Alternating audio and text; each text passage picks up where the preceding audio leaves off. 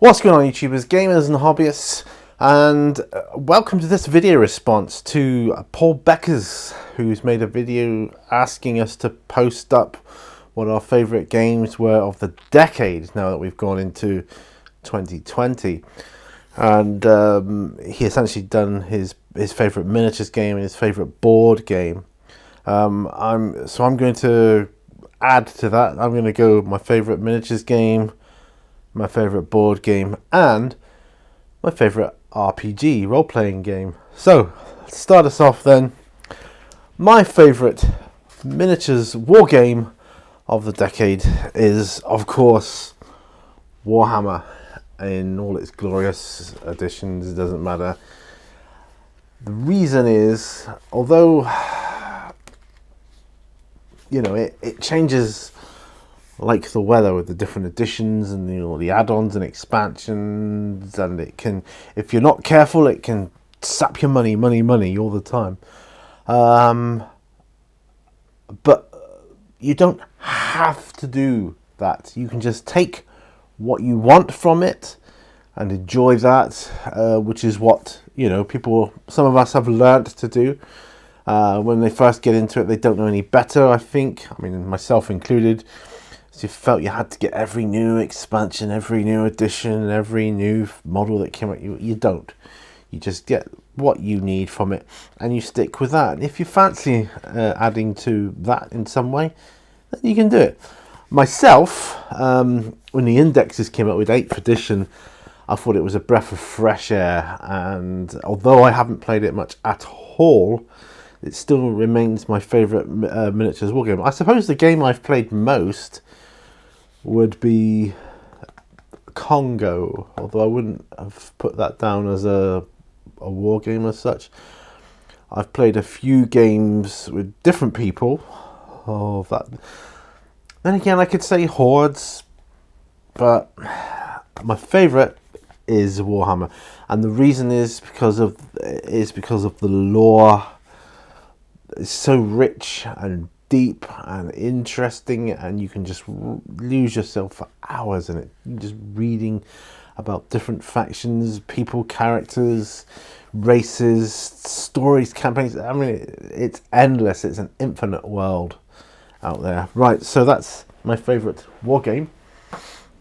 My favourite board game of the decade has been Zombicide, and every edition that's come out since. I just love the game. It is a miniatures board game, but it's still a board game, and it is my favourite. I love zombies. I just love that whole concept. I love the game mechanic. That's what really stood out to me. The fact that you could play it solo, and it feels exactly the same, really, as if you're playing it with friends, except that you don't have the interaction and the banter, which is, you know, always good. But it's great to have that game mechanic.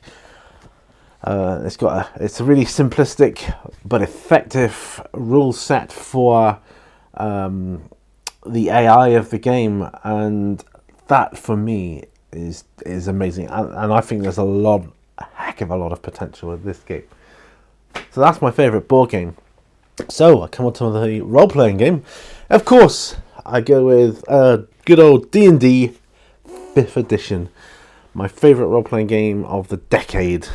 And it's the role-playing game I've played most of, followed closely by Call of Cthulhu, and that's closely behind, but this one just pips it to the post. D&D, it's Dungeons and Dragons. The scope there is amazing. It's what first got my mind going with games back when I was a schoolboy. I just love the world. I love the setting. 5th edition feels more like the rules of old, although it's not. If you want that, you go for basic fantasy. But it is an improvement, I think. The additions in between, I wasn't so keen on.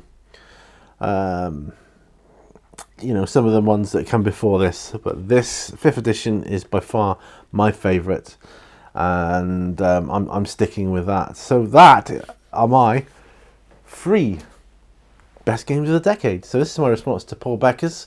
I'll put a either a link up above, that way, a link up above and down below to his video. Check it out yourself. Make a response yourself. That's what it's all about. A bit of fun. And I thought it was fun to do, so, and I really enjoyed doing it. It got me thinking.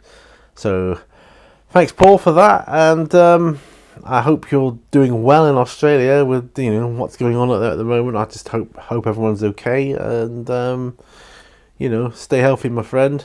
And let's hear everybody else's response. That'd be cool. So catch you on the next video. Until then, remember, all brushes lead to war. Bye for now.